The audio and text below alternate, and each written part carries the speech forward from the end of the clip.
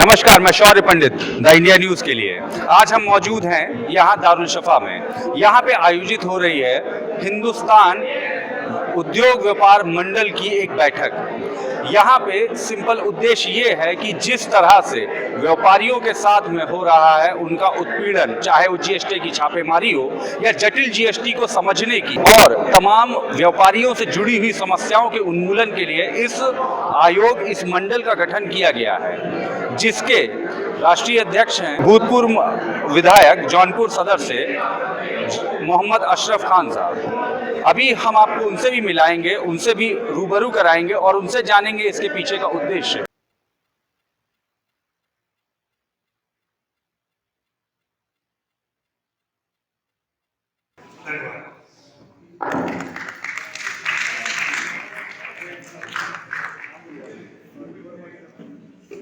और मेरा व्यापार है शस्त्रों का व्यापार।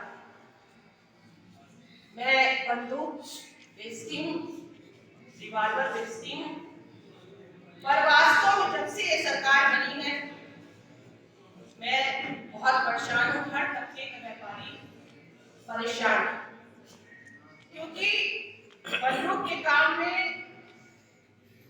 और राजनीतिक किसी विपक्ष दल का होना ये भी एक बहुत अलग तरह की बात है। व्यापारी देश की रीढ़ की हड्डी होता है। अगर हम आप बैठे हैं, रीढ़ की हड्डी में से अगर एक रुपया निकाल दिया जाए तो क्या आदमी खड़े होकर चल सकता है? नहीं चल सकता। तो हमें रीढ़ की हड्डी की तरह एक दूसरे से जुड़ के चलना है। अगर हम एक दूसरे से जुड़ के चलेंगे तो कोई भी व्यापारी को नुकसान नहीं पहुंचाएगा। आइए अब आपको हम सीधा मिलाते हैं इस संगठन के अध्यक्ष से।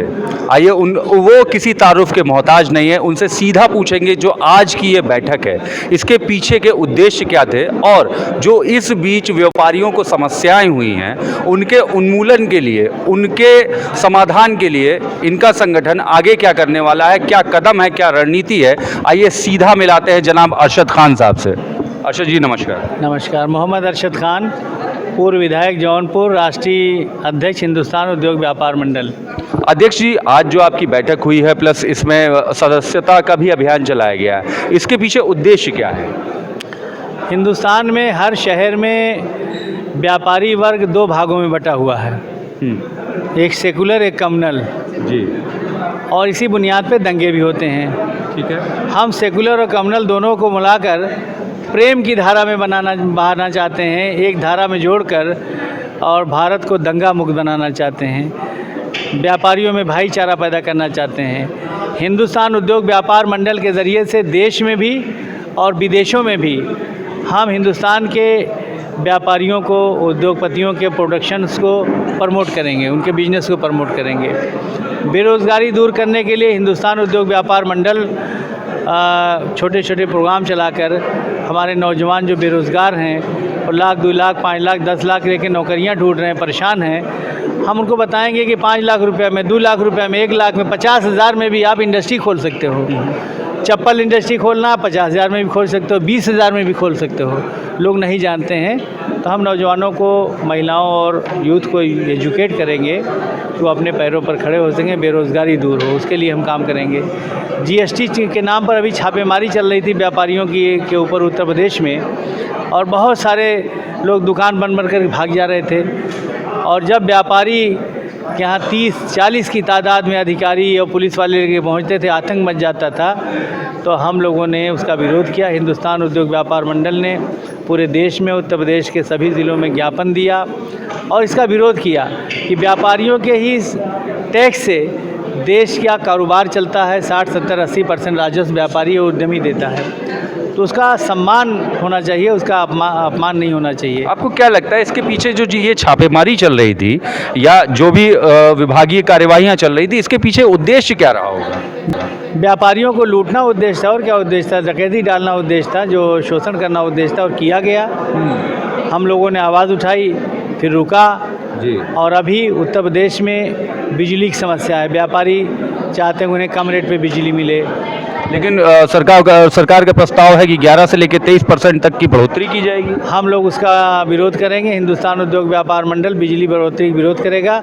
हम चाहते हैं उन दबियों और व्यापारियों को बिजली सस्ते दर पर मिले, बैंकों से लोन सस्ते दर पर मिलें, और अगर सरकार को हिसाब किताब चाहिए जीएसटी या टैक्स का तो उनको नोटिस दे दें जिसका ना समझ में आए, और 2 महीना 3 महीना टाइम दे, अपने डॉक्यूमेंट ले जाके अधिकारियों को दिखा देंगे।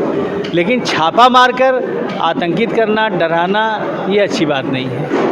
तो आपको लगता है कि जैसा आपने भी शुरुआत में कहा कि 2 तरह के यहाँ पे भी वर्ग है, लेकिन जैसा भी हमने आपके यहाँ पे मंच पे देखा, चाहे हिंदू हो, चाहे मुस्लिम हो या सिख हो, सारे लोग एक मंच पे आज इकट्ठे थे। क्या उनका धर्म आज से व्यापार हो गया है?